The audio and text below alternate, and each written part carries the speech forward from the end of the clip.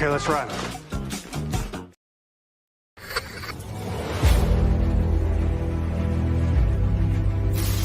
Your mission, should you choose to accept it.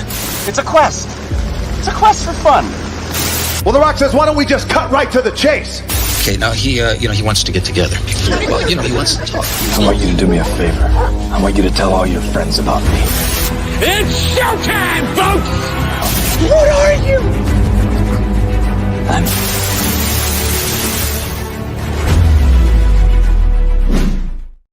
Greetings and salutations. Welcome to And I Quote. This is the weekly show where we introduce you to some of the best creators from all over the world, and we find out more about them by taking your questions. I am your host, Ryan of And I Quote channel, and our guest on this episode is someone we have been looking forward to having for a very, very, very, very, very, very long time, because every time we bump into each other, we're always hanging out with a group of friends, and we love you guys. We love hanging out with you. But sometimes it's hard to get a word in because we have to sit down, get down to business, plan the next event, plan the next virtual convention, whatever it may be.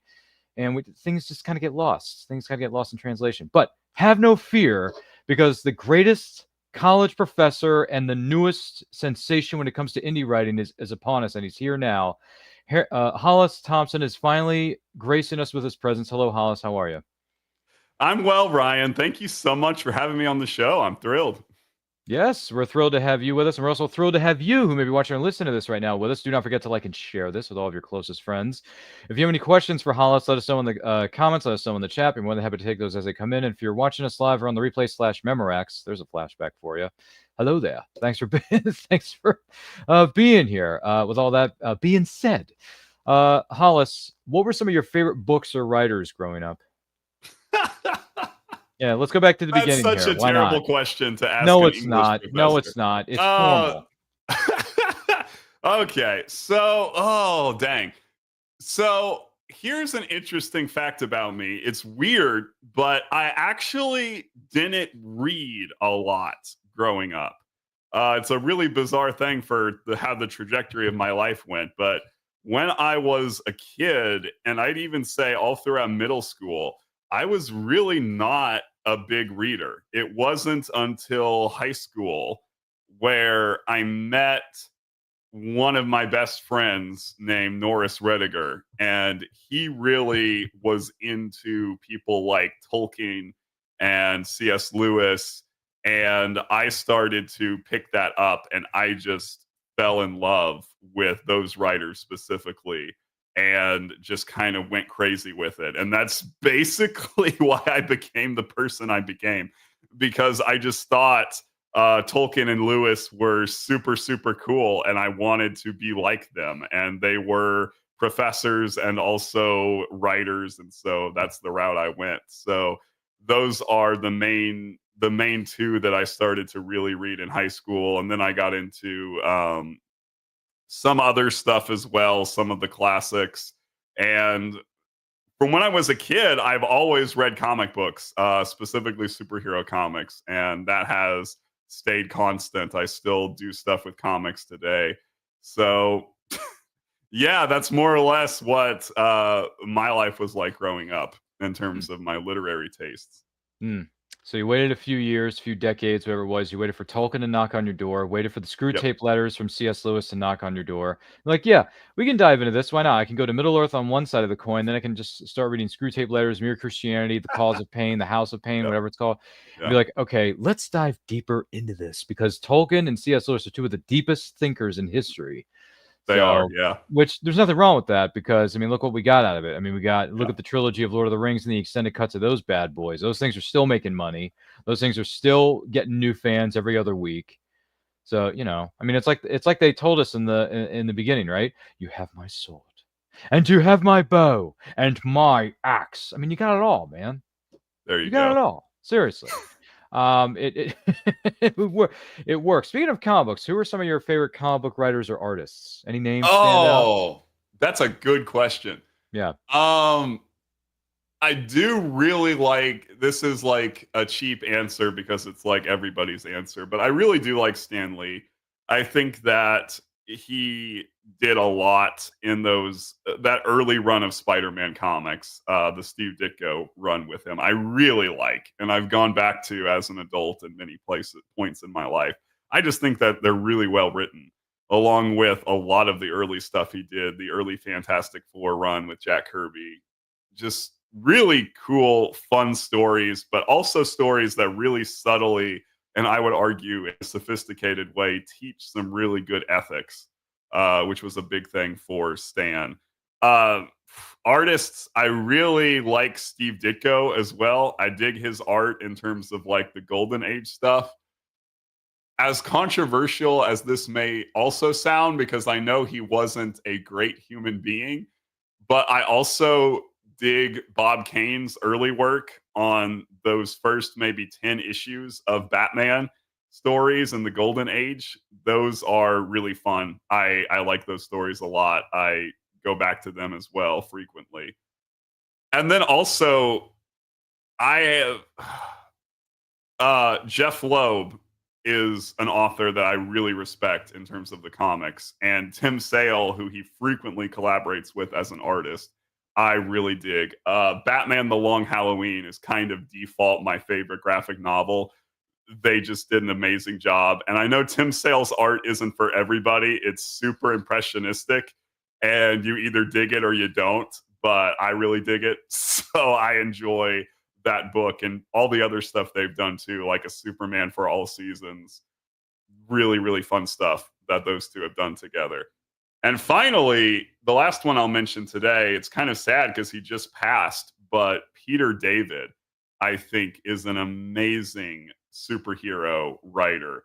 His run on The Incredible Hulk is legendary, but he's not just done the Hulk, he's done the Silver Surfer, he's done Spider-Man. You can pretty much, any big major Marvel character, there's probably a Peter David story by that character that's super, super well written and will pull on your heartstrings. Wow, good names, man. I mean, who the Excelsior is Stan Lee anyway? No, I'm just kidding. I know who that is. I know exactly who he is. I know who Jack Kirby is. I know who Steve Ditko. I've heard these names. They've come across my desk a couple of times. I know who they are.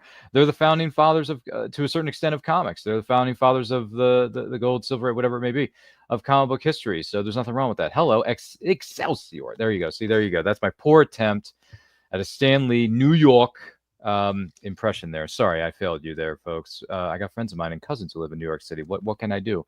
But very good stuff. And yes, our hearts and minds and prayers and thoughts and feelings go out to Peter David and his family, his friends, his fans.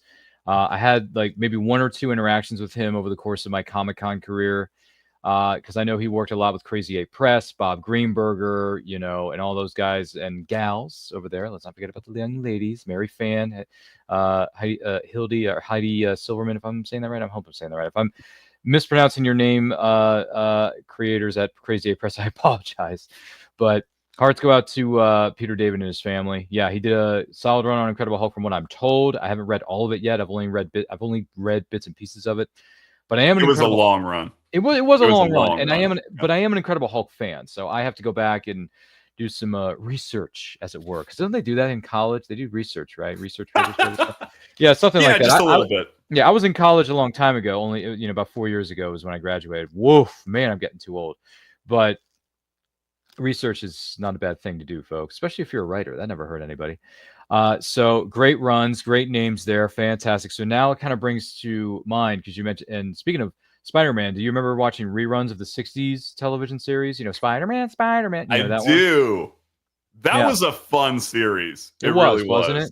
And it had the best theme song of all the Spider-Man cartoons. All of them? So. Out of all 30,000 of them, that is the best one, in your opinion? I think so. I think Spectacular Spider-Man is a close second, because that theme song is just, it'll get stuck in your head forever.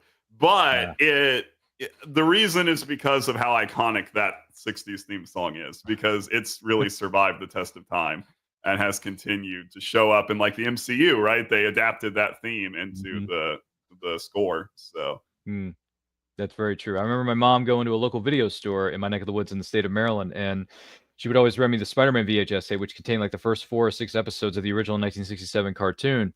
And it was always the origin story. I would rewatch the origin story over and over again. It's like, what whippersnappers? What happened to my brain? I feel like I got bit by it. It's just all the cheesy, over the top, campy. But when you're a little kid, you're 5, 6 years old, you don't care. You're just enjoying the ride. Exactly. Man. but it's fun. It's whimsical. It's cheesy OTT, but it works. It works. So if you haven't seen it in a while, if you've never heard of it before, if you haven't seen some of the original iterations of Spider-Man, go do your history, go do your homework, research. It's what we do in school, guys. It's okay. There's nothing wrong with that. Check it out. It's fun. But this is the thing, though. I don't mind the 67 version, but the other thing is I grew up on reruns of the 80s Spider-Man and Spider-Man and His Amazing Friends. Okay? So you remember that theme song? Spider-Man and His Amazing Friends. I remember that one. You know what I'm saying? Yeah, and that one was good too. It was cheesy, but it was good.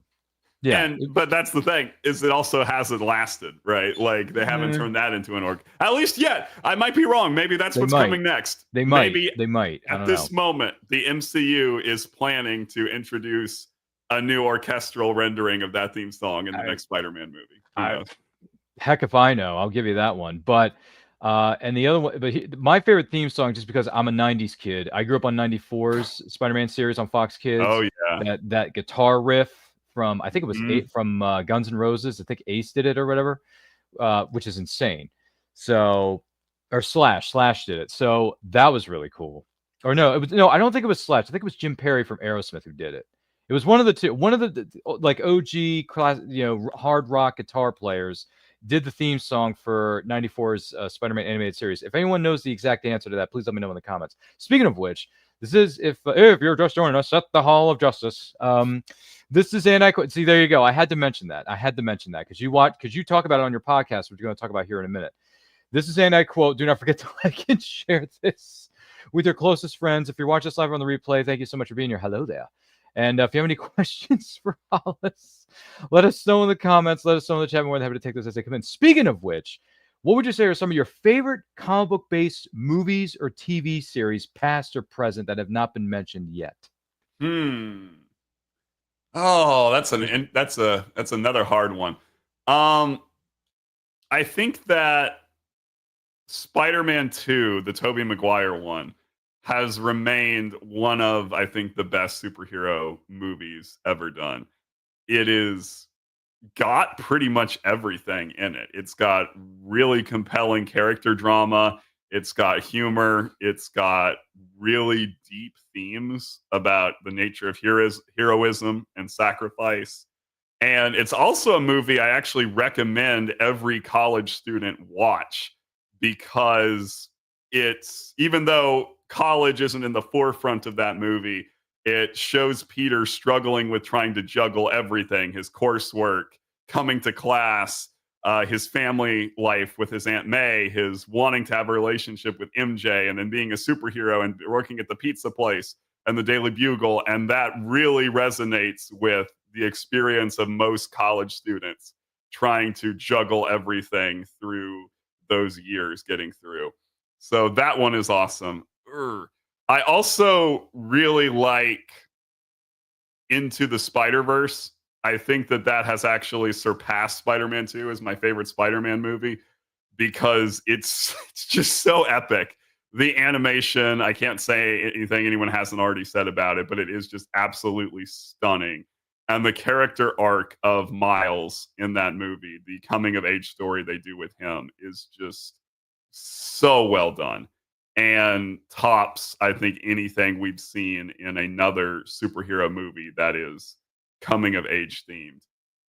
Ooh, I think that for one of my other favorite superheroes, which is Batman, I really dig the Chris Nolan movies, specifically the first two, Batman Begins and The Dark Knight. I think are just very, very well done movies in terms of the cinematography, et cetera, the design, the realism that they tried to give to the Batman mythos, and also, again, the philosophical themes in those movies are very, very deep, and I think are, once again, a way that shows the hero's journey as an archetypal story is something that can really help and inspire people in their daily lives. And I think those movies do that really well.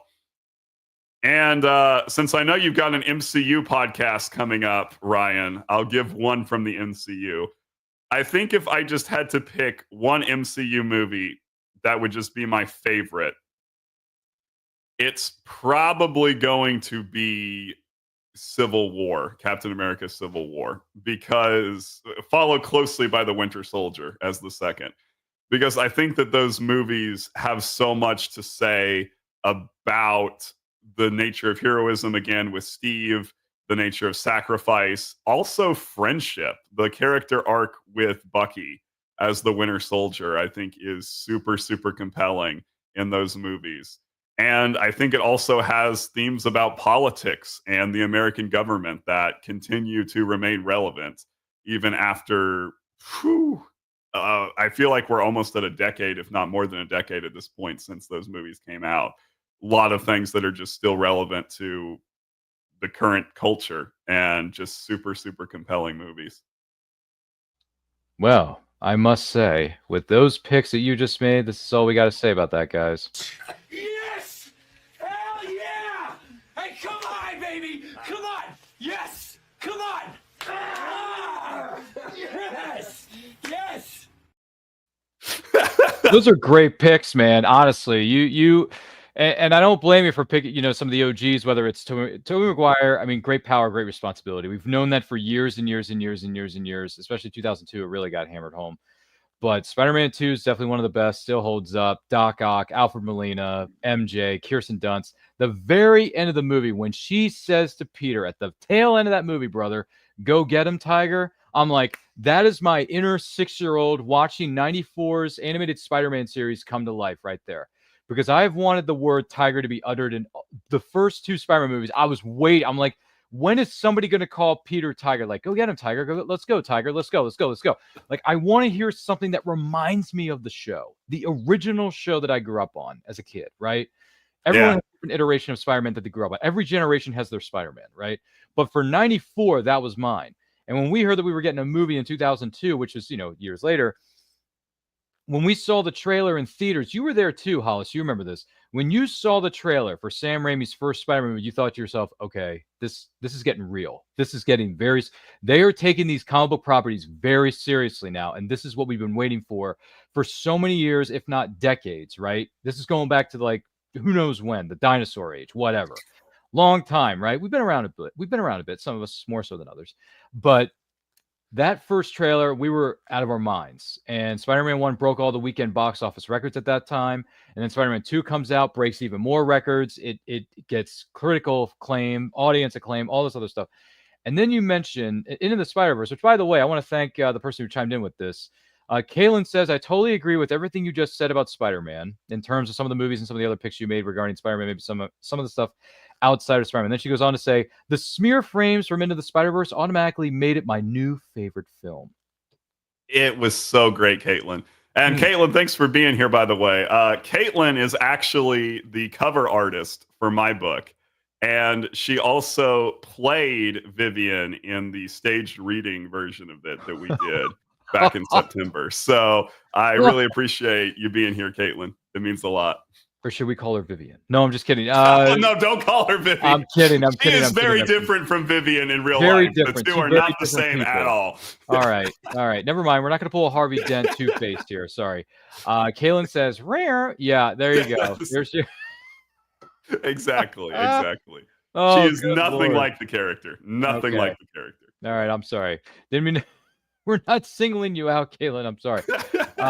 But no, seriously. Going back to what you were saying. Great picks. And actually, it's funny you mentioned the Chris Nolan iterations of Batman, because I sat down a few days ago, I would say, and I rewatched Batman Begins, because I haven't seen it in a while. It's been a while, Hollis. I'll be perfectly honest with you. And I went back and I watched it, and I realized I almost forgot how perfect of a movie this is. Because from beginning to end, there's no problem with it. There's no unnecessary stuff in it. There's no subplots that don't make any sense. There's no convoluted plot hole, whatever. Everything in the movie makes sense. And everything that Christian Bale and company, I might add. I mean, let's not forget about Ducard here, Liam Neeson. I mean, Michael Caine. I mean, they just knock it out of the park, brother. So, Batman Begins, Dark Knight. I mean, I understand why you didn't mention Dark Knight Rises. I know people have issues with it. I still love Dark Knight Rises. I'll be in the minority. I'll be over here, Hollis. It's fine. but I love all three movies. Okay, some people consider it a double G. Some people don't think it's a trilogy. No, it's a trilogy, guys. It's a trilogy. It is a trilogy. All right, Dark Knight I Rises do- is good. All right, I like Dark Knight Rises, but that's just me. Some people don't. Some people may give a little bit of credence to it. I don't know. By the way, Kaylin says, I'm quite pale. Laugh out loud. She says. That's what she has in common with Vivienne. That's what she has in That's common. the one overlap is the paleness. Yep. Okay, so we have that issue settled. Thank you, Caitlin, for bringing that up, or clearing that up, I should say. Good Lord, but it's so good, Caitlin. But and by the way, one of the things that really stuck with me when I sat down a few nights ago and I watched Batman, or a few days ago, and watched Batman Begins, it's not who I am underneath; it's what I do that defines me. I mean, that's some deep stuff, man. It is. For a Chris Nolan movie before Inception, that is deep stuff. That is deep. Yeah. All right. You see It what I'm saying? is. And that's part of why I really like that movie so much, because it has all of those deep themes in it about what it means to be a hero. And that line in particular, I think, is really powerful, has hit home in multiple times in my life, along with the line that Alfred tells him, "Why do we fall? So we can learn to pick ourselves back up." Is super, super important, I think. Great life lessons, I would say. Exactly. Yeah, he's kind of like you said. Yeah. It is just a well-made movie from beginning to end. As much as I like The Dark Knight, I have to admit that on a technical level, it is not the same level of perfection as Batman Begins. It is very, very, very well done movie. See, finally, in the words of Tony Stark, someone speaks English. Is that what just happened? Yeah, it is. Because and listen, Dark Knight's one of the greatest of all time. There's no doubt about it. We're not discounting this, folks. But if you ask me, out of all three Nolan Batman films, out of all three of them, which one's the cream of the crop? I'm going with Begins. Begins is the best, because you can't get the greatness that we eventually get in 2008's Dark Knight without a great beginning. Okay, you don't get there. You just don't.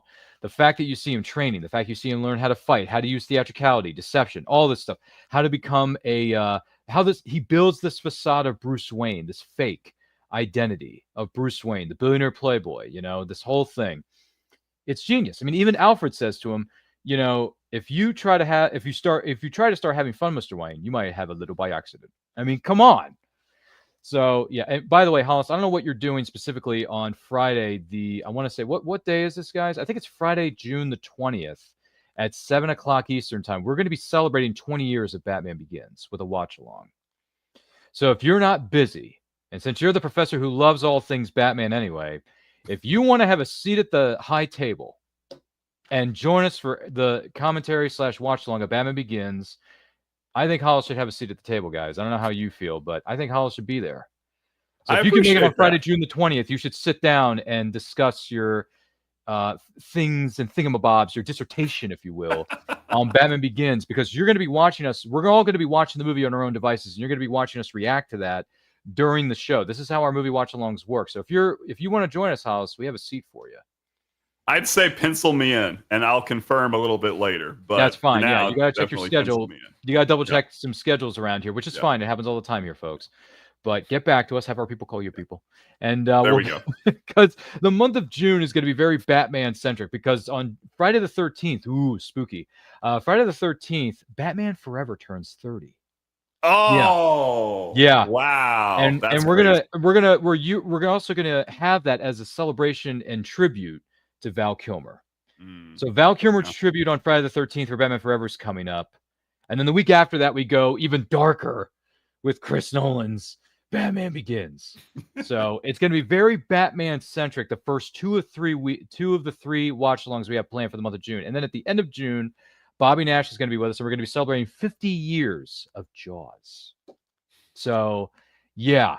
June's going to be, let me put it to you this way, folks. This month of June, the summer is heating up around here. That's all I can say.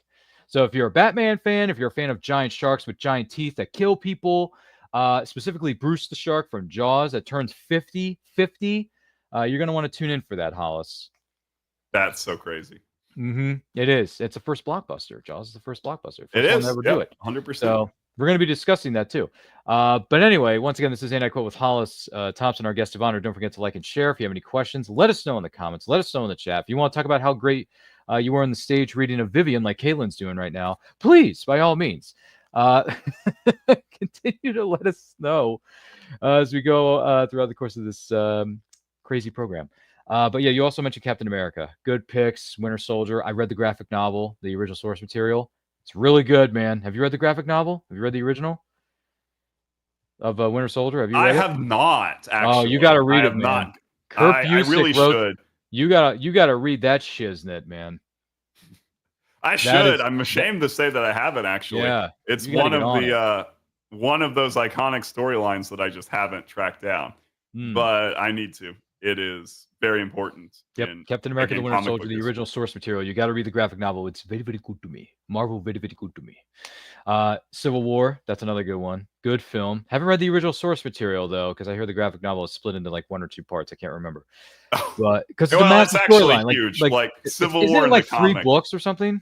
Oh, it's more than that if you want to read all of it, right? Because you had because you had the main storyline, right? Yeah. But then, like, if you want to get all the other bits of like all the stuff that was happening to Spider-Man during the Civil War, all the stuff that was happening to Wolverine, all the stuff that was happening to Captain America and the X-Men, et cetera, et cetera, et cetera, you're talking about like 20 books easy. It was just this massive event that Marvel put everything it possibly could into. That's why some people don't like the movie when they compare it to the comic, because the comic was this big, sprawling, epic thing. Yeah. And the movie was just one movie. But there's only so much you can do in a 2.5 hour movie, man. That's right. That's I think it works. Right. It works for what they gave us. I mean, I agree. I still think, going back, if revisionist history, I wish they would have killed off at least 1 or 2 characters to make the war more real. Because the only thing we got was Rhodey gets a bad leg. Big deal. I wanted somebody to die. I wanted like 2 or 3 people in this movie to actually die and raise the stakes of not just the MCU as a whole here, Hollis, but this is a civil war. In war, people tend to die. But in the movie, they're like, we'll just give Rhodey a bum leg. Yeah. Yeah. They did kill people off in the comic. He'll be in a brace at the end of the movie. He'll be fine. There you go. Well, they did kill people off in the comics. I won't say who exactly for anybody who hasn't read it, but I haven't read it, but but I wish they would have done it in the movie. I wish they would have done it in the movie. It would have been nice, Hollis. It would have been nice, but that's just me. But great picks there, not gonna lie. So, what made you decide to become a writer all of a sudden? I mean, you're a college professor. You're already making billions of dollars, but what possessed you to become an indie writer? This is what I want to know. Definitely not making billions of dollars. I know. I'm just joshing you there. I'm making you. I'm trying to put you on this giant pedestal. Oh, I appreciate it. Ever since, like I said, when I was a teenager and I started to read people like Tolkien and Lewis, I really wanted to be like them originally. And to me, that meant I was going to write these big, epic, sprawling fantasy novels, like high fantasy. And then when I got into college doing English, right, as an undergrad, I started to really gravitate more towards drama, actually, as in like stage acting, that sort of stuff. And I wrote a play in college for one of my classes. I took playwriting. And then I kind of just realized that was my genre for a while. I really enjoyed writing scripts and I really enjoyed having things done on stage. So for the in part of undergraduate and all throughout grad school, that's really what I focused on in terms of creative writing. I just wanted to do stuff for the stage, and that's what I was thinking I was good at and I could just do. And then in grad school, I had the idea for Vivienne, and I started it, and then I didn't finish it because I lost the inspiration. I didn't have it going for me. And I think part of it too was I just thought, well, I'm really not a novelist. I'm a playwright. So who knows if that would ever work out. And then years later, after I'm already now teaching at the college I work at now, something else happened and I just got the inspiration and I knocked out this novella in like a week. The first rough draft. It was crazy. It was just like a big just sprint of writing.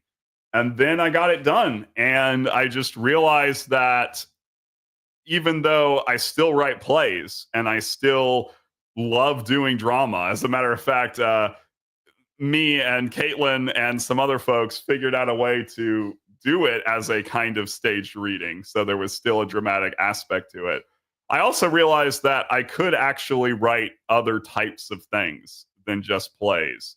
And Vivienne is the first example of that as this novella. Not something, by the way, I ever imagined I would be writing in any of my days. I never set out to write a vampire book, but here we are. So that's how that went. But Boy, yeah, it's crazy how we all end up in certain places at certain times. That's one way of putting it. Exactly. Yeah, sorry, didn't mean to cut you off there at the end, but no worries. No, congrats on that. It's fantastic. By the way, to answer this one person's question, Doug Zilla says, have we ever discussed kaiju films or collectibles on this channel? We have in the past, not too much, but we have discussed Godzilla and King Kong, and some other giant monsters beating the living heck out of each other.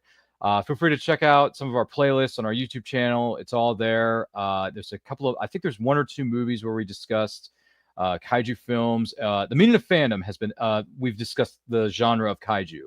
So check out the Meaning of Fandom playlist. It's on the YouTube channel. It's on our social media sites.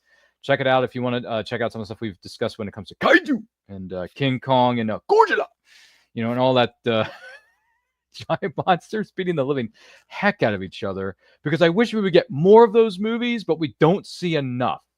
We really don't. So just to answer your question there, Doug, check us out on YouTube. You're going to like the way you look after watching or listening to those videos. I guarantee it. Congrats on Vivienne. Congrats on Vivienne. That's fantastic. So I'm just curious, though, someone who is unfamiliar with something known as Vivienne, what's your elevator pitch here, Hollis? If someone wants to discover this, what are we going to find here? What is Vivienne? That is a great question. I don't think I can actually top what my editor, Crayley McDonald, wrote for the back cover. I think that kind of says it all. So I'll just read that as best I can. In medieval France, 2 girls as close as sisters grow up together, but their paths could not have diverged more as they came of age. After Vivienne's father separates the girls before they reach adulthood, Alytta takes solace in travel, learning and growing as she meets people of every kind. She returns to find Vivienne exactly where she was, in her father's castle, but some things have undeniably changed. Strange things are happening in their hometown, and Vivienne's castle seems to be at the heart of the foreboding and tragic incidents. As Alytta learns the depth of her best friend's involvement, it will take all of her strength, courage, and most importantly, an abundance of faith to save herself and others, though salvation does not always come in the form we expect. I can say that if you are a fan of kind of old school gothic vampire stories, especially things like Bram Stoker, Dracula, things like that, then you will probably dig this book. It has got a lot of inspiration from those types of really old school stuff. If you are into Twilight, this book is nothing like that. So be aware of that. Oh, well, thank goodness. We don't need sparkly vampires in the daylight. Sorry. It's not happening, guys. Stop trying to make it happen, guys. It's not going to happen. See, there's a reference to a movie for you. But interesting stuff for when it comes to the storyline of Vivienne. And Kaylin goes on to say, Mothra forever. When it comes to kaiju, anyway. When it comes to kaiju. Just a quick little side note. There you go. Mothra Thanks, is Kaylin. a good choice. Yeah, Mothra's not bad. Mothra's not bad. I didn't know who Mothra was until I saw this little indie film that came out a couple years ago. It's called Godzilla, King of the Monsters from Warner Brothers and Legendary Pictures, if you remember that. This is part of the MonsterVerse that they're connected between Godzilla, King Kong, and all the other monsters that take place within the kaiju universe. So Godzilla, King of the Monsters is of the newer. Now, I have not seen the Academy Award-winning film Godzilla -1 yet, I know.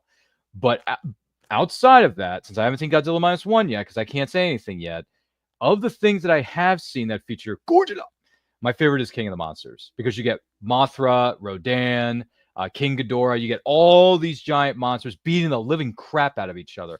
I'm going to, in the words of Ken Watanabe, speaking of Chris Nolan alumni, let them fight. You know, just let them fight, man. That's what I want to see. So Godzilla King of the Monsters is my favorite Godzilla movie. Right now it is. Right now. I'm not saying it's going to be that like that forever, because I need to sit down and watch the Academy Award winning film Godzilla -1. Because I've heard nothing but stellar things about Godzilla -1. So I don't know. Have you seen it yet or no? I have not. I need to get my life together and actually We all do. something and watch it. It's been on my radar for a long time, obviously, but I need to just sit down and figure out where I can stream it and watch it. So I missed it in theaters. Sadly, I didn't know about it till it was out of theaters because got my head in the sand sometimes. But I'm looking forward to watching it. I think it's going to be a good watch based on everything I've heard. There you go. And I really dig the original Gojira movie. That's a really fun one. Oh, interesting.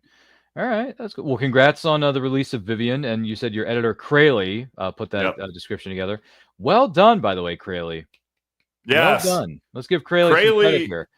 Crayley is the only editor I work with at this point. So, and everybody needs an editor, by the way. Yes. That is one of the important things. Even though I teach English at a college, I still need an editor because it is different when you're looking at your own stuff. I can find all the comma and punctuation issues with student essays all day long. But with my own stuff, I am sometimes embarrassingly blind to issues that crop up in my own writing. And that's why you need somebody else to take a red pen to it. And Crayley is really, really good at that. The red pen. The dreaded red pen of editing. No, we all need it sometime. Once I'm finished my stories, I need to, get some editing myself done. So I'll have to cross that bridge when I get to it.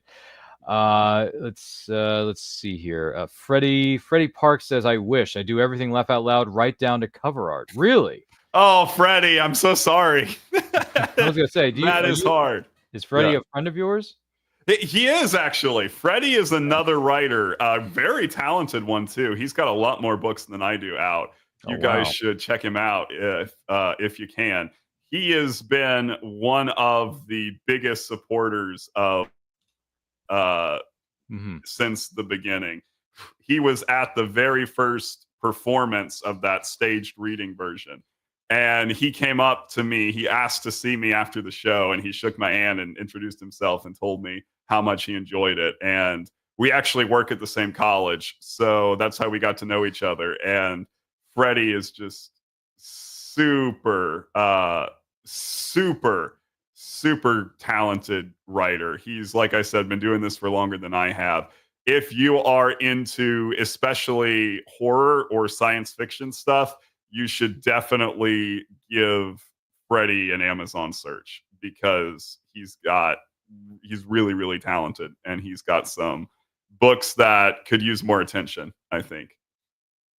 There you go. Everybody's plugging everybody. We support each other on this show, folks. Freddie, Crayley, if you're here, you got some links you want to drop them in the comments of this video so people can check you guys out and see your work. Or maybe get your editing services, Crayley. I mean, maybe I could get an editor. Maybe you could be my editor, Crayley. Who knows? And then let's see. Freddie goes on to say, I send out copies to others that help me edit. Okay. All right. Fair enough. And that's important too. Anytime you can get somebody else, even if they're not going to like copy edit the whole thing, where they're going to point out every comma in the wrong place, it's really, really helpful to get other people to look at it. So for instance, my wife, Haley, she reads almost everything that I write before I even send it to Crayley to see, just to get her take on it and to find glaringly, obviously, embarrassingly wrong grammatical stuff. And that just slipped by as I'm furiously typing at the keyboard. And then I also have some other people that I met in grad school, like Athena Hayes and AJ Marcus, who I don't see that much anymore, sadly, because we're all at different cities in Texas, different institutions. But I always at least give them a chance to read my stuff and tell me I suck before I send it out to the world. And that's super, super helpful. There you go, man. Fair enough. And let's see. Freddie goes on to say, I'm humbled by that, Hollis. Thank you. Freddie. Oh, you're very welcome, Freddie. See, there you go. Everybody loves each other around here. By the way, Mamina Books and Games, David V. Mamina, who writes Gothic Horror, if I'm not mistaken. David Mamina, my good friend David V. Mamina from the great state of New York, says, love to hear authors supporting fellows of the craft. The camaraderie is great. Yes, it is, David. Yes, it is. And if you're into Gothic Horror and that sort of stuff, things that go bump in the night, check out maminabooks.com, Hollis. You may find yourself buying a book or two from David.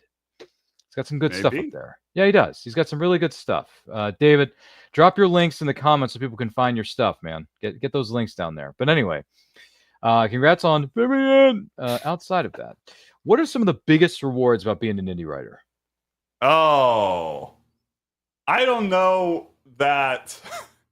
I mean, being an indie writer specifically, I don't know that there's a whole lot of specific rewards with that, aside from just having complete control, right? That's, I think, why most people become indie writers, is so that you can retain 100% control of your book. You don't have to let somebody else choose the cover art and all those sorts of things. Other people decide the marketing strategy.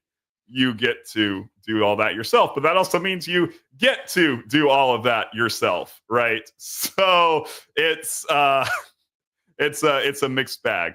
But I think the best reward for just being a published writer, period, is no, exactly. Actually, it is when somebody does fan art of your characters. I don't think that it actually gets any better than that. So one of my former students at my college got my book, read it, and then drew this fan art of the main characters, Alida and Vivienne.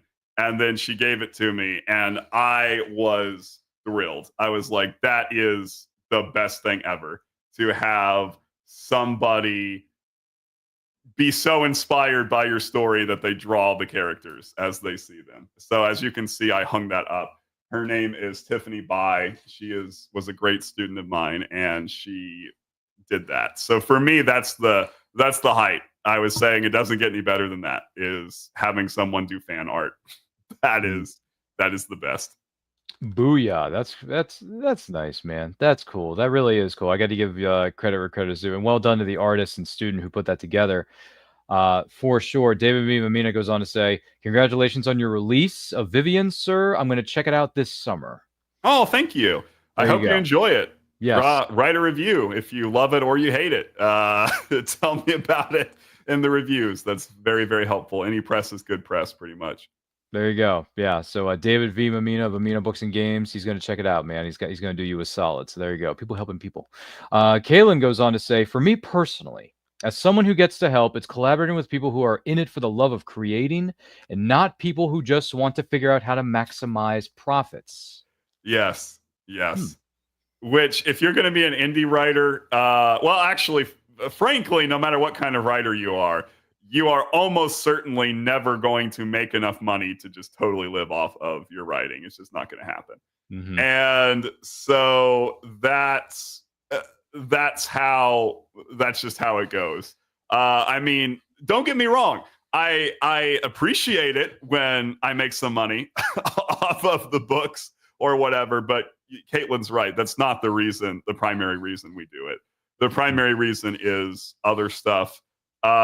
Frankly, I think that it's probably true that most of us writers are traumatized to some degree, and that we are working out our trauma in our books. I know that's definitely true of myself. And that's kind of, I think, where a lot of the art comes from. To quote Carrie Fisher, turn your pain into art, right? And so that's where a lot of that comes from. Yeah, we actually talked about Carrie Fisher the other night during our 45th anniversary watch along of The Empire Strikes Back. That stuck up, half-witted, scruffy-looking nerve herder. Who's scruffy? Oh, so great. I must have hit it somewhere pretty close to the mark. You get her all riled up like that, huh, kid? You know, I mean, honestly, because I miss her so much. Because Carrie Fisher can look at me and say, "I don't know where you get your delusions, laser brain." Laugh it up, fuzzball. You didn't see us alone in the South Passage. She expressed her true feelings for me. Anyway, we could quote Hollis and I can sit here and banter about Empire Strikes Back all day long. That movie turned 45 this year, believe it or not, Hollis. Oh, And we it's did so crazy. a watch along of that went down last night. You may want to go back and watch that footage because that was some fun stuff, brother, for sure. And by the way, Freddie goes on to say, that's amazing. For me, it was when I created a character in the last 10 pages of a novel that several people demanded to know what happened to her. Ended up writing 502 pages just for that character. That is insane, Freddie Parks. That is insane. If you ever want to talk more about that on And I Quote, why don't you fill out the link in the description below? Maybe you could be a guest on the show one day. Maybe we can get Freddie on the show. Maybe we can even get Caitlin on the show. Who knows? If Caitlin and Freddie want to be on the show, check out the link in the description. Send me a DM on Facebook if you're on Facebook and you want to friend me. We can talk more about it later. This is an open invitation to any indie creators out there who want to speak their piece, share about their books or films or projects that they're working on. Right, Hollis? I mean, that's a fair game. Yeah. Freddie goes on to say, "I made $1.02 last month. Woohoo! Laugh out loud." Does that mean you got $1.02 from what is it, Amazon? Right? Probably book royalties, yeah. From Amazon, yeah, because doesn't Amazon sounds about right. 80% of the profits or something? What is it? Yeah, it's a lot. It's a lot. That's why. Well, again, but you got to think about it this way. I mean, to be fair, Amazon is a greedy corporation. Don't get me wrong. But at the same time, they're the ones who have the platform, and if you're going through them, they are the ones who are literally printing the books, right? Mm-hmm. So you take that into account of their cut of the profit for that reason. Yeah. Most of us don't have a printing press in our basement that we can just churn out copies. So that's how it goes. That's a great check to have, though, Freddie Parks. $1.02. That's fantastic. But on the flip side of the coin, though, because this is a brilliant segue into the next question, which is what are some of the bigger challenges about being an indie writer? Whew. Yeah. So being an indie author specifically, it's the marketing for me anyway. I am not actually a brilliant marketer. I hope I'm a half decent writer, but I'm not brilliant when it comes to marketing these things. And so that to me has always been the most challenging part of it. And I've been hearing recently that the best thing you can possibly do is to find the audience for your book, right?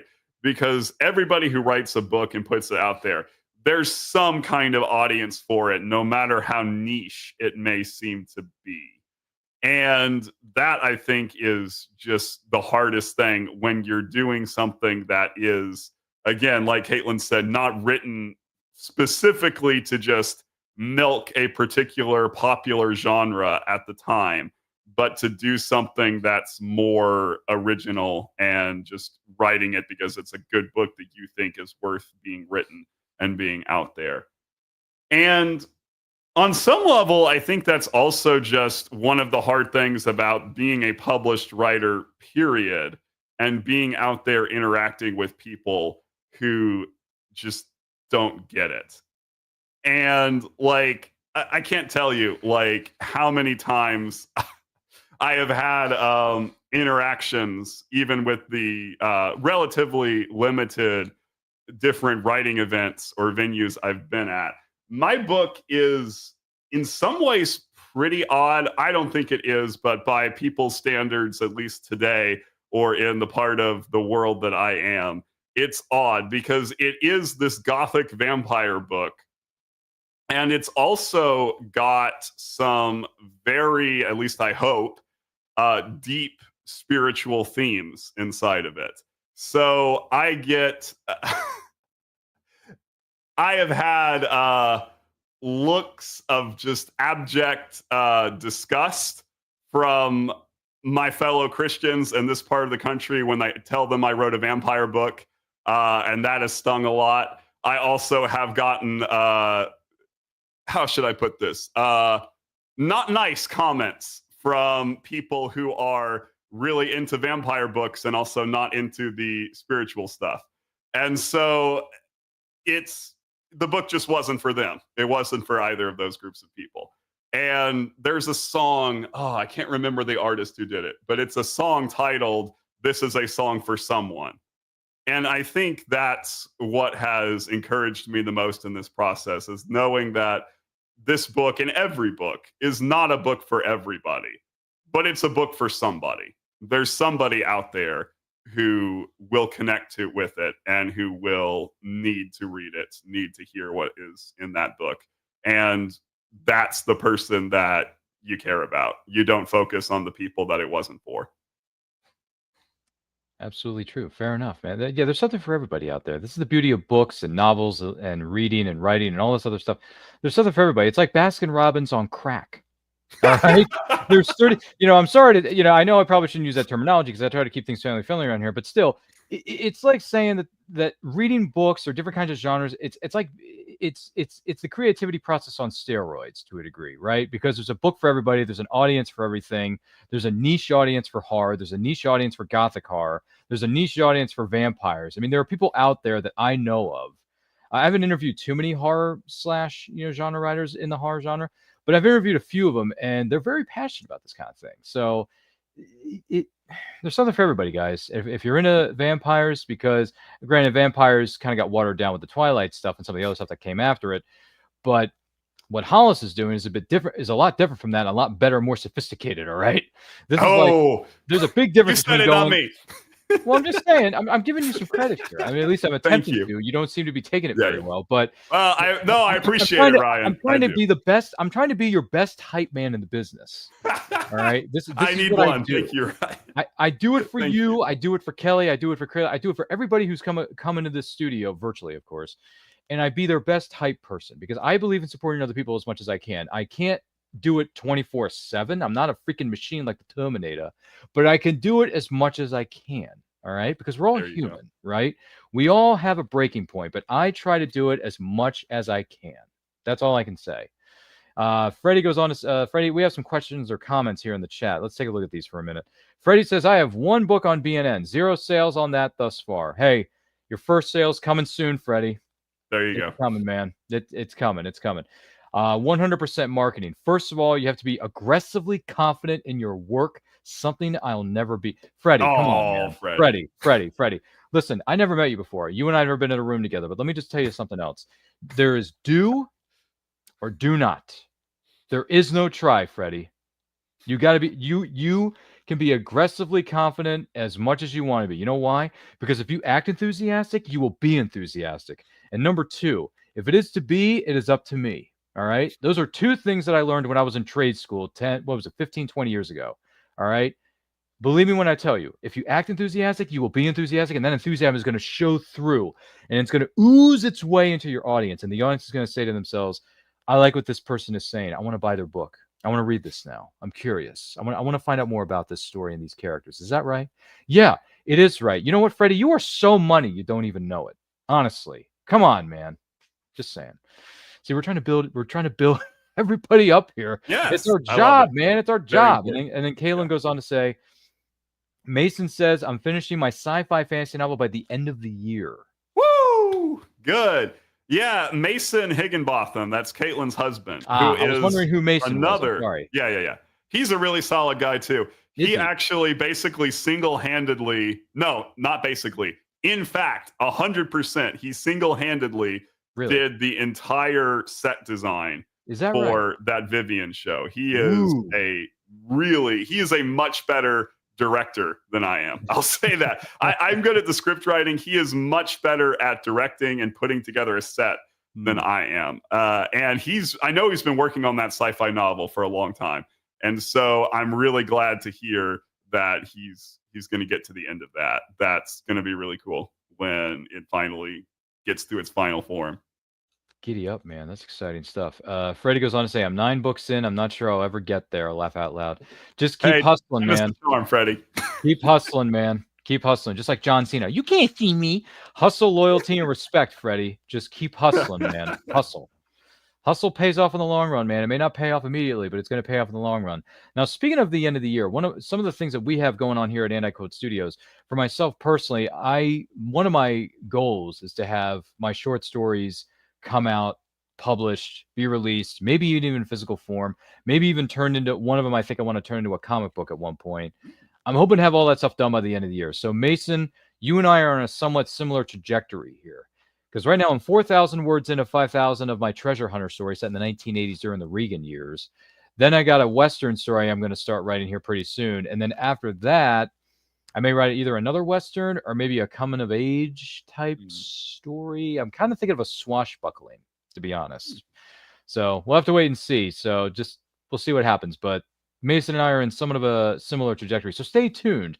Once I know more, once I get, all the ducks in a row, cross the T's, dot the I's, all that stuff, and I get it published out into the world so that people like Hollis and Crayley and Kelly, Caitlin, Mason, Freddie, all you fine people in the audience and outside of this audience can read it and witness it, you'll be the first to know. We'll let you know on our social media channels. You may want to subscribe to this channel and stay tuned for that because more details are coming, Hollis.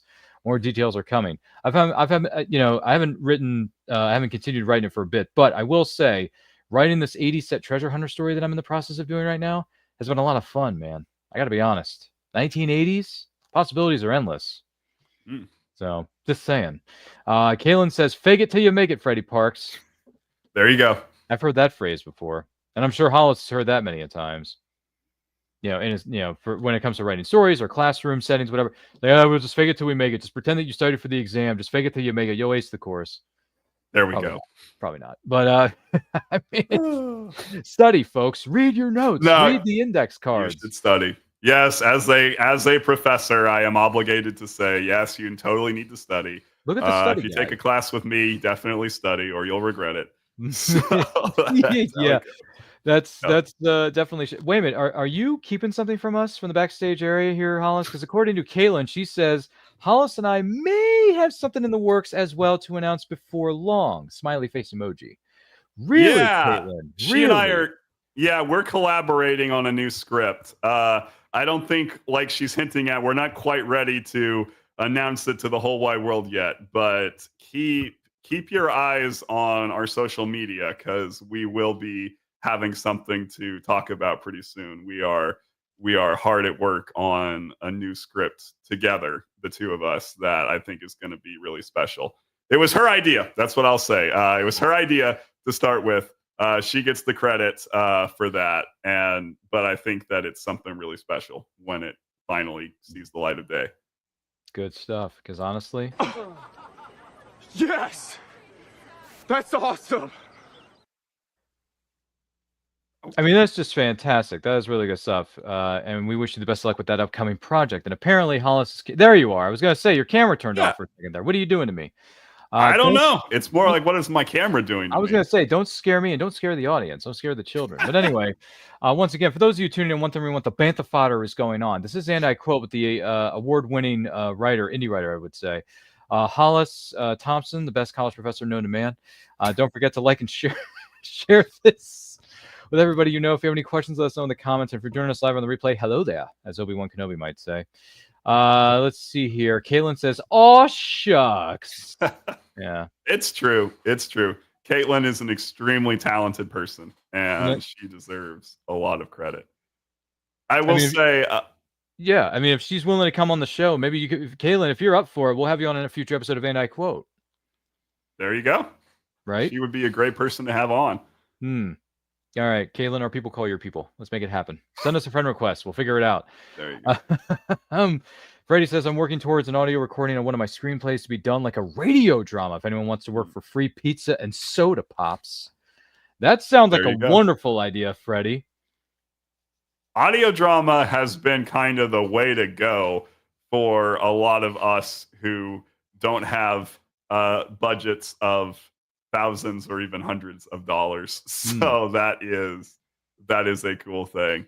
Oh, and it looks like you've already got one volunteer. There you go. She says, "I am so down." Kaylin, you are so money, you don't even know it. That's awesome. There you go. You're so down. Send me a friend request. Send me a DM. Let me know what's going on, and I'll send you the links to where you can sign up, get the details ironed out, and some of that other stuff that we put together before each show, just to make sure everybody's prepared. Thank you, Kaylin. Appreciate you. Yeah. To do mutual plugging and hyping, I will also say, like, Caitlin is a super talented actor, Like again, she was the best person to play Vivienne that I could have asked for. And not only did we do that as a stage show, but we're actually in the process, we're in production. Production has begun on doing a filmed version of it that will eventually be released onto YouTube. So we've been working. It is a process. But I will say, Caitlin, multiple people have reacted that their favorite part of the stage show, or one of their favorite moments, is Caitlin playing Vivienne for a particular monologue that she has. Once you see it, you'll know what I'm talking about. And that has really, really moved a lot of people. So we will eventually get that thing filmed and put out there, and then anybody can take a look at it on YouTube. It is, I think, a really well done show. Well, in the words But of our of course, good I'm friend, not biased or anything. no, of course not. But in the words of our good friends at Futurama, shut up and take my money. Let's go, man. Like, let's go. Like, in the words of Shia LaBeouf, just do it. You know, let's do it. Freddie says it's also a vampire story regarding his radio drama that he was referring to earlier. Okay, so it seems like everybody's jumping into the whole rare, vampire thing. I'll tell you what. Listen, I may live 1,500 miles away from you fine people in the great state of Texas, but if you need someone to do voiceover stuff or readings or MC and whatever, hit me up on social media. I'm more than happy to help you guys out. I may live 1,000,000 miles away, but there's a thing called technology that we can use to get this going. Like if you want to do it through a live stream, if you want to do a Zoom call and have it recorded so you have my face and my voice recorded, I'm more than happy to do it. Obviously, it all depends on the scheduling, because scheduling is a big factor here, right? So, but feel free to send me a message. In the words of our good friends at Hunger Games, I volunteer as tribute. All right. Because this is the funny thing. People have said this to me for many years, Hollis, and I think you've heard Kelly or Crayla, maybe some of the other people from the Multiverse family say this to me too, that I need to do voiceover work. I think you'd be good at it. They've been saying it for years, and I need to do it. And like, Freddie, if you need me to help you out, listen, I may not be the biggest fan of horror/vampire, but listen, I don't mind diving into the pool that I'm not overly familiar with. You know what I mean? Like, I may not be the biggest vampire guy in the world, but that doesn't mean I can't, like, focus on what I'm doing and give my best performance to every project. Because I've done small films. I did college, I took film classes in college. I did, what do you call it? Film 1 projects, right? So I've done that. So it's like, I'm willing to do it. It just, And Freddie says, "Wow, that's amazing." In the words of Owen Wilson, "Wow." I may have to take you up on that. There you go, Freddie. Freddie, we're getting you that cast right here, right now. There you go. Give a holler to Hollis. Call me up. Let me know what's going on. We can figure something out. Get the scheduling together. Piece it together. Maybe do a Zoom call with him, me, you, everybody. I don't know. Maybe we can do a reading. Like a reading of the. That's the way. That's the way to start. Is you start with a reading and then you work from there. Exactly. Let's do a read. Let's do a read through. I'm down. And then he says, Freddie says, it's a Western vampire story, part of a trilogy I Call Earl. Really? Oh, I know about that. Yeah. So he and I have talked about that one. Okay. It sounds really fun. Okay. So first of all, Freddie, the vampire genre as a whole is one thing, right? But you had me at Western. Okay. I love Westerns. Freddie, here's my pitch for you. I'm your Huckleberry. All right, there you go, baby. Let's go. Westerns, vampires. I am in, man. I love Westerns. I've been a fan of Westerns for a number of years now, especially the Clint Eastwood stuff, especially Clint Eastwood, and 3:10 to Yuma, and True Grit, and Tombstone. Let's not forget about Tombstone, Hollis. So let's do it, man. I mean, anyway, enough about me. Let's talk about Hollis for a minute, because it seems like he's the most important person in the world. So if someone wants to become an indie writer, what advice would you give to that person? That is a good question again, Ryan. I think that the best writing advice for anybody I've ever heard, whether you're an indie writer or whatever, is write a book that you would enjoy reading. Like, whatever is the kind of book that you would really love to find at a bookstore, write that book, no matter what it is. No matter if it's like a really weird niche thing, go for it. Again, none of us are making bank off of this, so I wouldn't concern yourself with trying to write something super popular or something that's hip right now. This is something that another friend of mine, the great author R.J. Conti, she said that there was a point in her career where she really tried to write what was hot at that moment, and that nearly killed her. Like trying to just write something that followed the trends of what was going on just at that moment in pop culture. So I would definitely advise you not to do that. Because again, that book that she wrote that was copying the trends, it didn't make a lot of money anyway. So she's been much more successful when she's just writing the stuff she wants to write. So that's what I would advise. Write the things you want to write.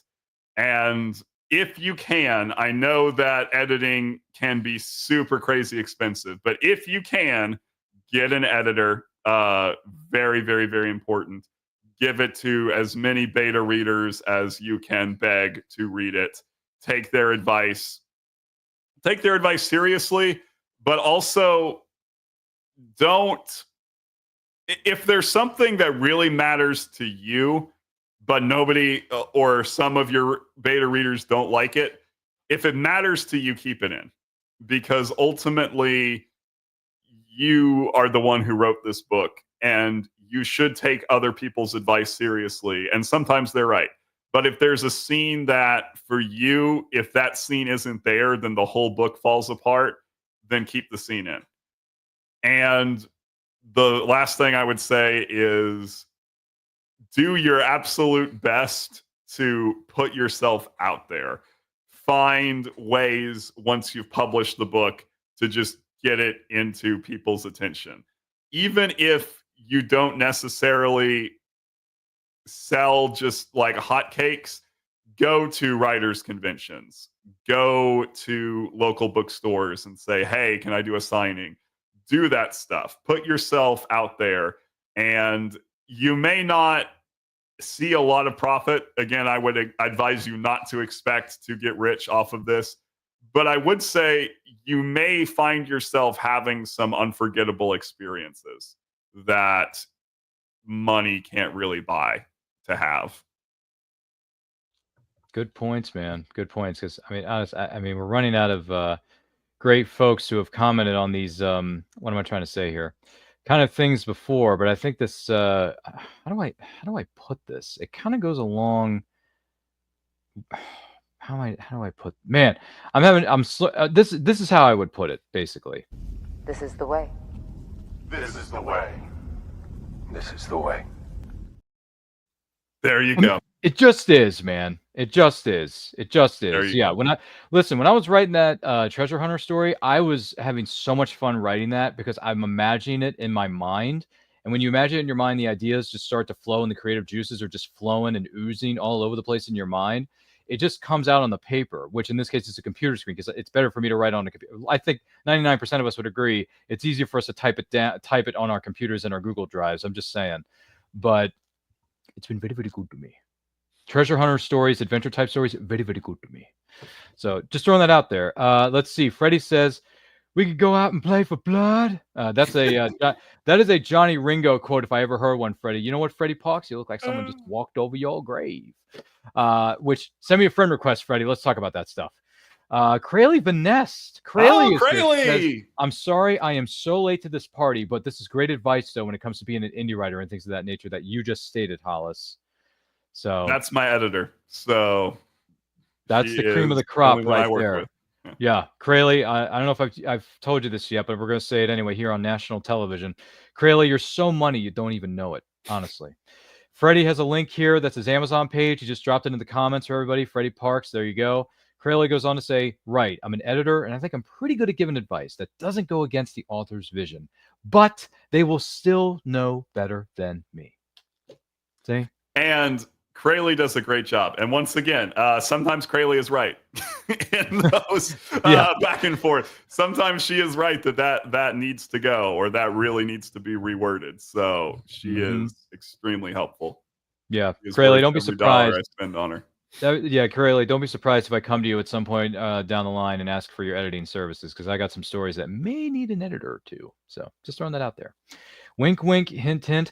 Pitt, Pay that man his money. There you go. There's a Rounders quote for you. That's a Matt Damon film. If you've never seen Rounders before about gambling, Hollis, you need to watch Rounders. That is a darn good dude.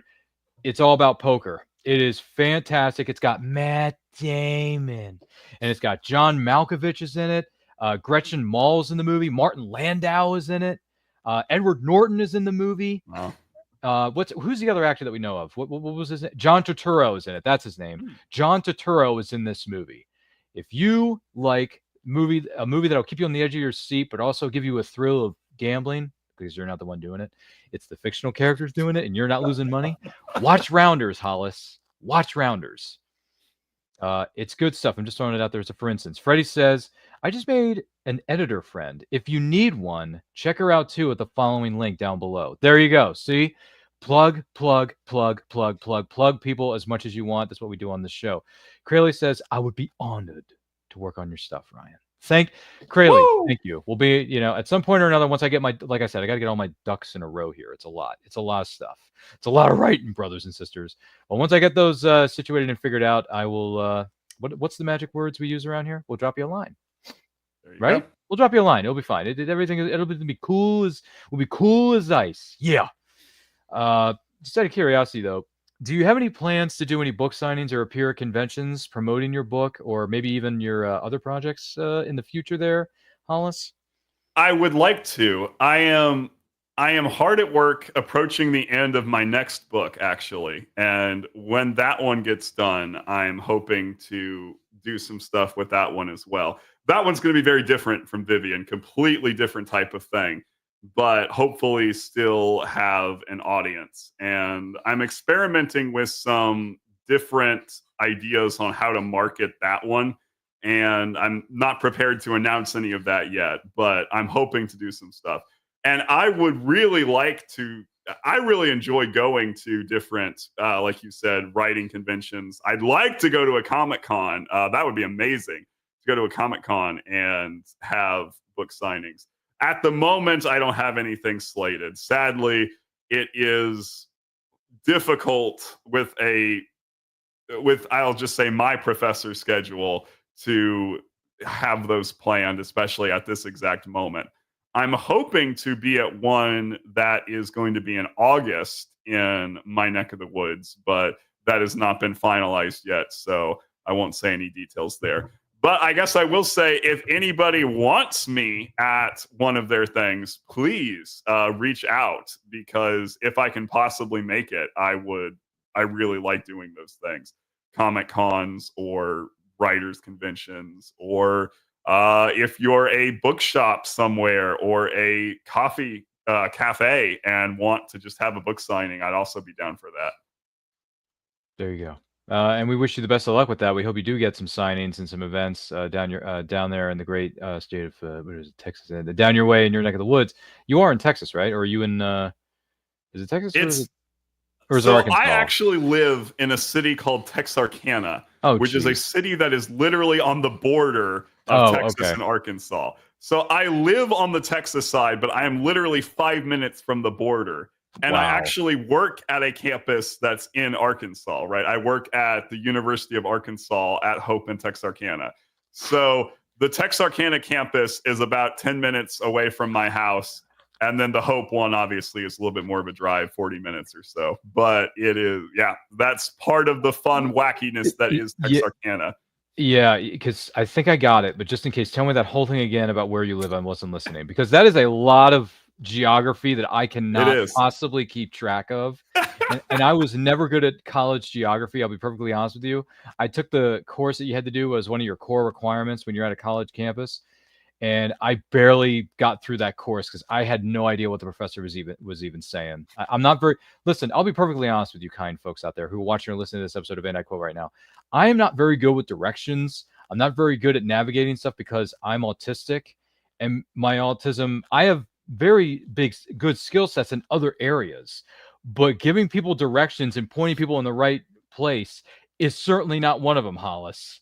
I mean, I'm the same way. People really with autism are very gifted individuals like myself, but I will be the first to tell you, I'm not good at giving an average Joe directions. I'm not good at math. Okay. I'm not very good at science, hence the reason I may look like Peter Parker, but I am not Peter Parker. All right. I am barely able to get through the day as Clark Kent. All right. Just think of me as Clark Kent. I am a mild-mannered reporter for a non-existent paper called the Daily Planet here in Maryland. All right. I'm just saying. But one can dream, right? But There you go. no, I get it. And I do hope you go to Comic-Cons there, Hollis, because there are some of the Comic-Con is one of the best things since sliced bread. Hashtags are the facts of this case, and they are undisputed. Let's see. People are chiming in here. Freddie says, Ryan, what's your Facebook handle so I can send you a friend request? Type in Ryan Permison. I'm friends with Hollis. So if you go to Hollis's Facebook page, I am listed under his friends list. And my profile Yeah, you can picture, find him there, Freddie. just type in the name Ryan in the search bar, and it'll pop up on Hollis's friendship feed or friendship page feed. Yeah. And the other thing is, if you're looking for me specifically, look for a profile picture that is of me and two big, tall gentlemen on my right and left hand side, which in this case is Clark Kent and Lex Luthor from the hit TV series Smallville. Tom Welling and Michael Rosenbaum are in my profile photo. What's up, Smallville? I love that show, and I always have and always will. Kaylin says, it's a very strange setup for a town. It's almost like a rite of passage just to take a photo on the state line. This is true. There is actually a road in Texarkana called State Line. Really? Because one side of the road is Texas and the other side is Arkansas. It is literally the state line. Mind blown, guys. Yep. Mind it blown. Is crazy. Yeah. I did not know that, Kaylin. If you want, listen, Kaylin, if you want to talk more geography, feel free to send us a friend request. I'd be more than happy to hear it. Freddie says, I just sent you one. Thank you, Freddie. I'll check in on that later. Right now, I got to focus on what I'm doing.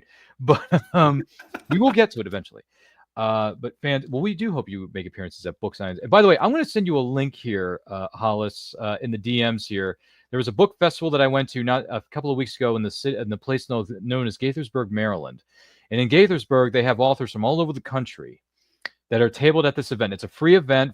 People can get in for free. They can park for free. And it's nothing but authors as far as the eye can see. Authors of all different genres, all different kinds of books, all different kinds of poetry, all different kinds of subject matter, whether it's science, whether it's nonfiction, whether it's fiction. Let's see. Someone wrote a book that had a table where they were talking about online dating.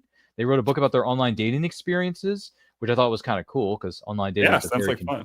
Yeah, for those of us who are single folk, it's a very difficult, weird world we live in with online dating. Have you been there, folks? Trust me, I haven't. It's weird. Doesn't make any sense. But it's strange. It's like an episode of Twilight Zone. You're about to enter through another dimension. Anyway. So those are my thoughts when it comes to that. But yeah, go to Comic-Cons, go to book signings. Speaking of which, when you go to these events or book signings or even Comic-Cons, who are some of the writers you are hoping to meet? Oh, that's a good question. Yeah. There are a lot of people that I would like to meet.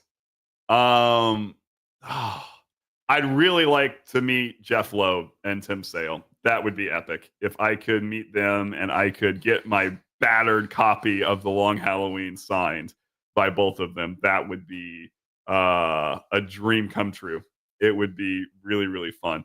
I'd also... there's a lot of them, right? There's a lot of them that I'd still like to meet in terms of comic book artists. Some of them not for great reasons. Like, for instance, I don't know if I could keep myself from telling off Alan Moore if I ever actually came face to face with him.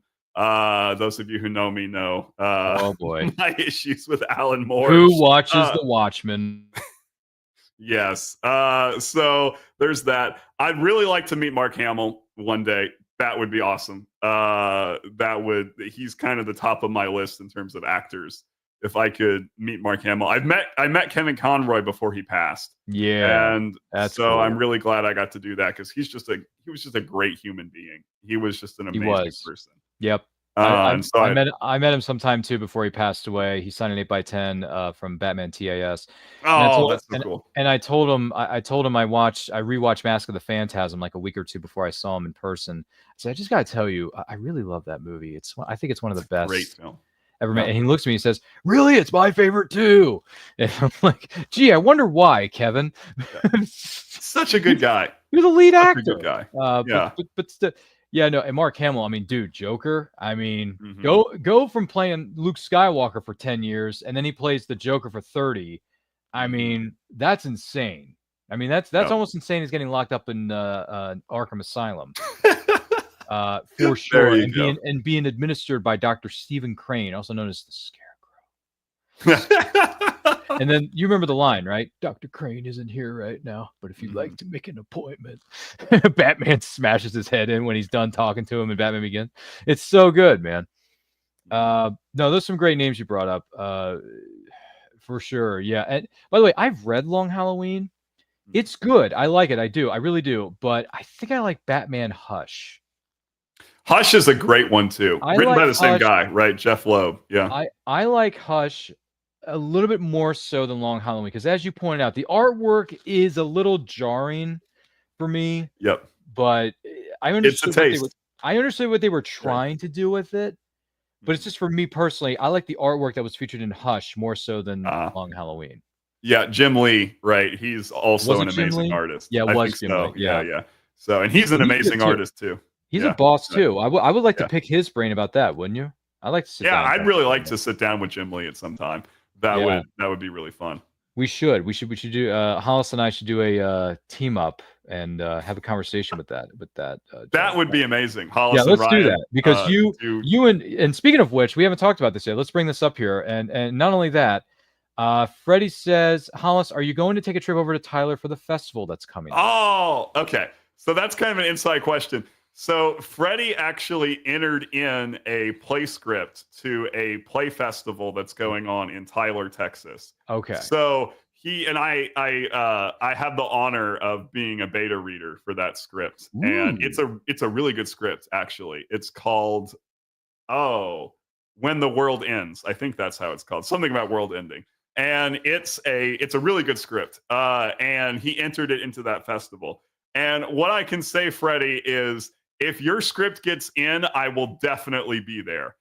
Otherwise, I'll have to check with my schedule. I will make time to go if your script gets selected in it, and I will be there for sure. Otherwise, I'll have to figure it out with the insane schedule my summer is shaping out to be, sadly, at the moment. But that's kind of the life of a professor who's got a mortgage to pay, like myself. So you got to teach when you can. Man, you and your pathetic excuses with this stupid schedule. I know. Go to everything. Help out Freddie. Be with us in a couple of weeks when we celebrate 20 years of greatness with Batman Begins. I mean, you got to make time for us, man. We're nerds. We're friends. We're fans of yours. We've been. I've been your friend for a couple of years now. You have, yeah. And it took us this long just to get you on the set. All right, Kelly and Crayley have been on the show 2 or 3 times in their careers. And now here I finally am. I know. And then we complete the trifecta by having you on here. Which, speaking of which, before I get to the next piece of subject matter that I want to discuss with you, Freddie says, "Nope, I retired from dating," because we mentioned somebody who had a book out at the book festival that I was at personally, and she was selling her book about her experiences, just her experiences with online dating. Which, by the way, congrats to that writer who did that. Kaylin says, Rick Riordan wrote some of my favorite books as a kid, so that would be awesome if I met him. Why does that name sound familiar? Rick Riordan. What did he write? He wrote Percy Jackson. Okay, all right. I was trying to think. Why does this name sound so familiar? Percy Jackson and Lippians. Yep, I heard the new television series on Disney Plus was really good. The Percy I heard Jackson? that too. I haven't watched it, but I've heard it's good. Kaylin, have you seen it? The Percy Jackson latest adaptation on what is it called? Disney Plus. Have you seen it? Let us know in the comments.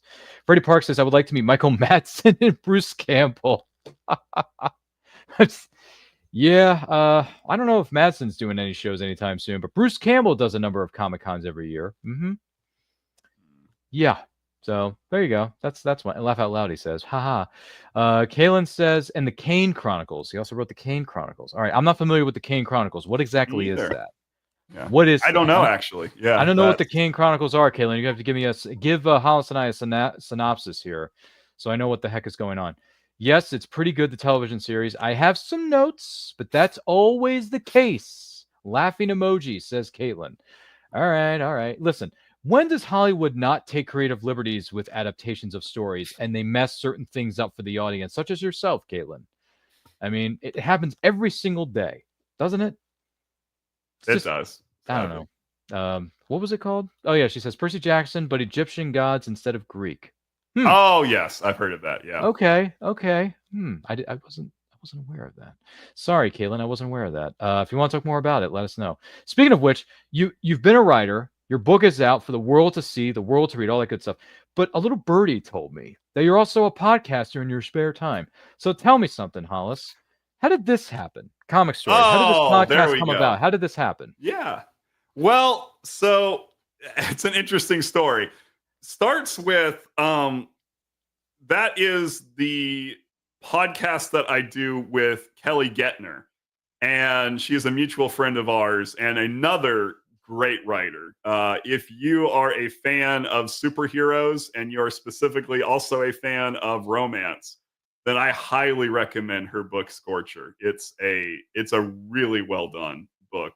And I really like superheroes, obviously. I read superhero media and talk about it academically, write nerdy academic articles that I try to get into peer-reviewed journals about superhero comics and whatnot.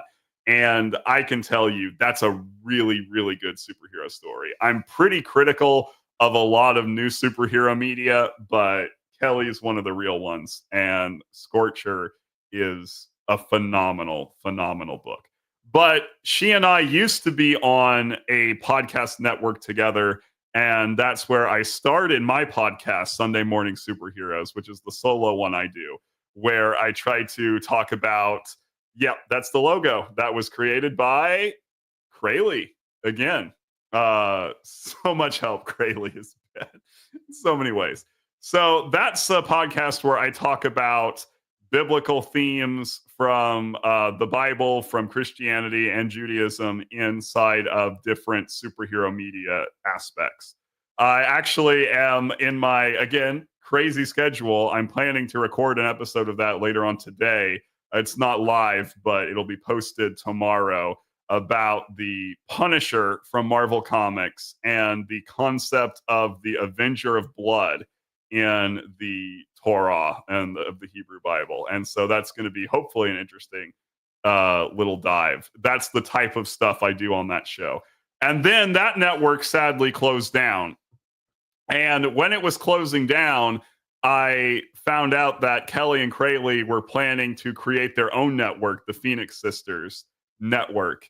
And like a orphan little kid, I came to them and I was like, will you please take me with you to the new network?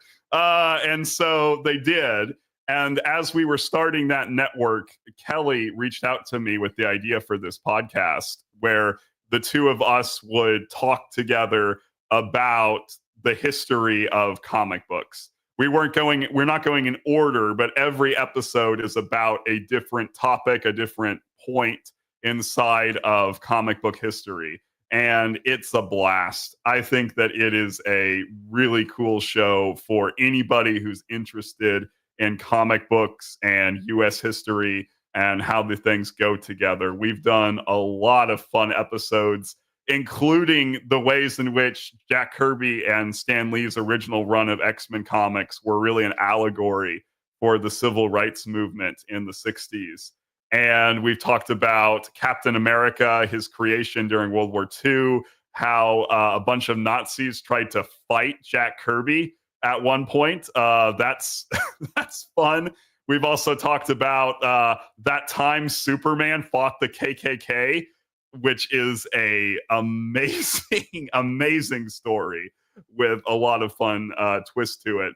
And we're actually about to release the first part of a 3-part episode where we're talking about Frederick Wortham, the seduction of the innocent, and the beginning of the Comics Code Authority in the Silver Age that I think are going to be some really interesting and important episodes. So Kelly is a blast as a co-host, and hopefully we're entertaining together. She's definitely entertaining. I can't say whether I am, but if any of that interests you, check out that show. Yeah, I've listened to a few episodes of both Sunday Morning Superheroes and Comic Stories on Spotify, which you can find on your favorite podcasting apps. Good stuff, man. I dig it. And listen, if you ever need a guest for a future episode talking about whatever subject matter it is, and I'm available and I can do it, I volunteer as tribute. Because cool. Comic Story sounds like fun. Sunday Morning Superheroes is it's going to make my This is going to make Ryan think a little bit deeper, think a little harder. It's not going to be as easy as the SATs were yesterday, but I can give Sunday morning superheroes a shot. It may not be easy for me to dive into those conversations, but I am willing to give it a shot because I respect all belief systems, and there are definitely certain superheroes and characters that do, kind of have similar themes that are explored, from other pieces of texts, other forms of media. So I'm more than happy to dive into that with you there, Hollis. And then when it comes to ComicStory, I mean, dude, the X-Men, Spider-Man, there's a whole bunch of different characters that I can just go off on really good tangents, if not dissertations. Speaking of college terms, I can dive into that if you want. So just give me a call, man. I'm up for a future episode of ComicStory between you and Kelly, and obviously Sunday Morning Superheroes. If you're looking for I'm your Huckleberry. That's just my, that is just my game. So. Cool. We should definitely. I don't think Kelly will have any objections to having you on ComicStory at some point. We should definitely make that happen. I'm down, brother. Let's make this world's gonna keep on turning. Let's make it work. Let's make it work, people. Let's make it work. Yeah, there's a TV show reference for you. But there's so many to count. But no, congratulations on all that. So I'm assuming the planning moving forward is you're gonna write more books. You're gonna put them out to the world. You're gonna keep creating episodes of both ComicStory, Sunday Morning Superheroes until what? Till you're like 105 or what's until we've told the entire story of comic books from beginning to end. Yeah, entire not history. Not to play the guidance counselor who asks that $1 million question at the end of every year. What's your 5-year plan? What's the plan for Hollis moving forward here in the next 5 or 10 years when it comes to your books and the podcast? And you guys gonna add more shows? You're gonna keep the things the way that they are? You're gonna add things to the wheel? What are you gonna do here? Well, in terms of the podcast, I think we're going to keep on keeping on at the moment at the Phoenix Sisters Network. Mm-hmm. We also are going to have some special things, like, for instance, long-term thinking next year. So the next March that comes up, the next Women's History Month, the Phoenix Sisters Network is planning to put together a show that is a compilation of different monologues that are written from the perspective of different female characters in comic books. And 2 of those will be written by me, and then others will be written by other people. Crayley has actually volunteered to write one of those. I'm really excited about that. And we're going to get together different voice actors who are interested in getting to play maybe some iconic female characters from superhero media. That's going to be fun. Then the podcast, we're going to keep keeping on. Kelly and I are going to keep rocking until maybe 50 years from now. We've told the entire history of comic books from beginning to end, and then we can maybe finally retire from that show. We'll keeping on. Caitlin and I have our special project coming up. I've also got a anthology project I'm working on with Kelly and Crayley, a fantasy / cryptid / mermaid adjacent characters, especially on Crayley's part, compilation of stories. And then I also have, like I said, a new book that I am fastly approaching finishing, though delays keep happening in my writing. But that one's going to be coming out hopefully next year. That one is called Red Like Fire. It's a very different book than Vivienne, like I said. This one is going to be a kind of like a patchwork piece, or more, if I give myself more credit, maybe some kind of academic pastiche. But the idea is to talk about the story, the fairy tale of Little Red Riding Hood, which is a story that I think is extremely important culturally, but I also think extremely misunderstood culturally. And I take it and I look at it from a bunch of different angles. I have a short story, I have a poem, I have a play script, all looking at different aspects of that same story. And then I also have a really long academic introduction at the beginning where I trace the history of that story from the Middle Ages to today and talk about the development of it and the common themes inside of it. It is not necessarily going to be a fun read for a lot of people because the Little Red Riding Hood story, once you start to dig into it, you realize this is a story about profound trauma, profoundly disturbing things about society wrapped inside of what appears at first to be a really innocuous fairy tale. And I think it's going to be an important book, at least I hope anyway, because I think there's been some things in scholarship among my fellow English scholars that I think they've just frankly missed the mark on that story. I think that they have misunderstood it. It'll also feature a new translation of the original French Little Red Riding Hood fairy tale by Charles Perrault, because I dabble in French translation on the side. So it'll also feature my new translation of that as well. So hopefully that'll be, like I said, write the books you want to write, not necessarily what you think will be popular. I have no idea if there will be an audience for this book, but at least somebody's going to dig it, I think. And Crayley is biting at the bit, I think, for me to finally finish it and send it to her for editing. So that is on the horizon. If that interests you, definitely keep a lookout. All right. Sounds like a plan, my man. Freddie goes on to say, after writing a screenplay adaptation of one of my own novels, I have more pity for these guys and gals. Wow. Okay. Yeah. Live and learn, man. Live and learn. And then Freddie says, I would love to read that book of yours. Yes. Thank you, Freddie. Yeah. My man. Yeah. Always. At least Freddie's always there for me. I can count on that. So. Jeez. All the enthusiasm is oozing out of Hollis here in the second half of the show. Good Lord. Where was this before? No, I'm just kidding. I'm kidding. You've been enthusiastic the whole gosh darn time you've been on this set, brother. It's so much fun. It really is. It really, this episode, I would say, of Van Dyke Quote has been a lot of fun for both Hollis, myself, and we hope you have enjoyed this episode. Hollis, it has been a pleasure and an honor having you here. Thank you for finally taking time out of your busy, flippant schedule of a college professor / New York Times best-selling writer to come over here. Oh, I wish. Sit down with me. Sit down with the person who's watching and listening to this right now, and chime in with us. Talk to us about some of the stuff you've done, some of the things you have planned for the future, and all that good stuff. Now, if someone wants to know more about you, purchase a copy of that book, Vivienne, or keep up to date with your podcasting. Where can they follow you, Hollis? Oh, well, if you want to buy Vivienne, you can buy it pretty much on any online bookstore, Barnes & Noble, Books A Million. It's even on Thrift Books now. I won't comment on what that means, but it's there. If you want to follow me, I have a social media account. That's the best way to keep track of what's new with me in terms of writing and plays and that sort of thing. That is facebook.com/HollisterWriter. Facebook.com/HollisterWriter. Keep up with me there.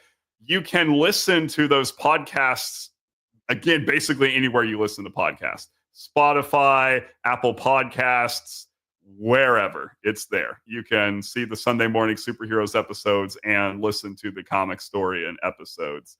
And check out the other Phoenix Sisters Network shows like Cosplay Cafe and Geeky Discoveries. There's a lot of fun stuff on that network for people who are interested in pop culture. He's right, you know. Thank you very much, Hollis. Appreciate you, man. I'm going to talk to you here momentarily. So in the words of our good friend Arnold Schwarzenegger, stick around. My name is Ryan. You can follow me across all forms of social media. Where am I pointing to? Where is it? There it is. Follow us across all forms of social media at And I Quote Channel. That's where you can find all our past videos, our playlists on the YouTube channel. We're on Instagram, Facebook, TikTok. We're on Twitch. If you're on Twitch, we're on there as well. So check it out. Links to where you can follow Hollis and myself are located down in the description below. We are on the road to 5,000, ladies and gentlemen. 5,000. Once we do, we're going to have a live stream celebration that will include returning guests. Hollis will make an appearance probably when he's not molding young minds, teaching the ways of the Force to those Padawan learners. We're also going to have special giveaways that you, the incredible person who's watching and listening to this right now, are going to be eligible to win. We also have merch. We have shirts, hoodies. We have stickers you can add to your water bottles, coffee mugs, stationery, all that good stuff. It's located in the Redbubble store. Check out the links in our social media bios, especially on our Instagram page at And I Quote Channel. Might want to check that out. We're coming to a close on Men's Adventure Fiction May here. So I just want to give a shout out to some really great writers out there. that we've been supporting over the last few weeks and during the course of this month.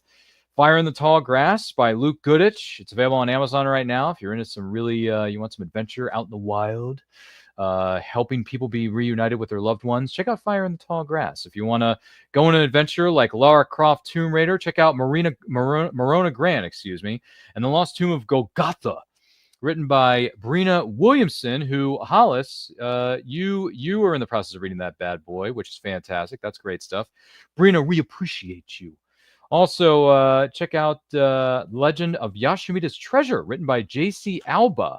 If you want some military fiction, but also treasure hunting stories, treasure hunting adventure, mixed with a little bit of military stuff, Legend of Yashamida's Treasure, which is a raider novel. Check out that stuff. You're not going to want to miss it. I'm just throwing that out there. I really appreciate all the writers who have contributed and have shared their, upcoming events and their books with us. We really appreciate it. Happy Men's Adventure Fiction May to all the men and women who write in the genre of adventure fiction out there. And congratulations to our guest, Hollis, on the release of his book, Vivienne.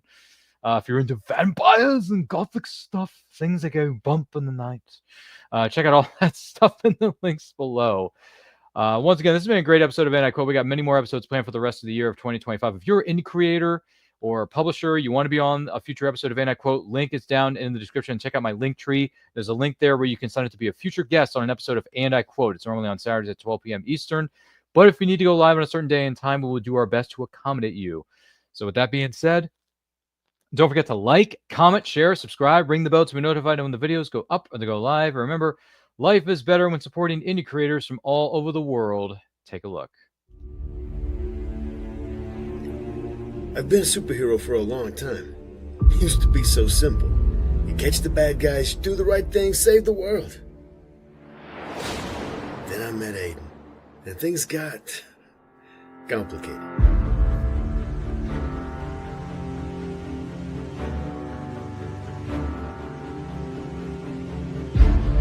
Pirates recruited me as a kid and turned me into their own personal weapon. I couldn't see any way out until I met Marty. But now we're going to burn their entire organization down if we can. Forces of Nature, Books 1 and 2, Scorcher and Thin Ice are available now wherever books are sold online. See www.kellygentner.com.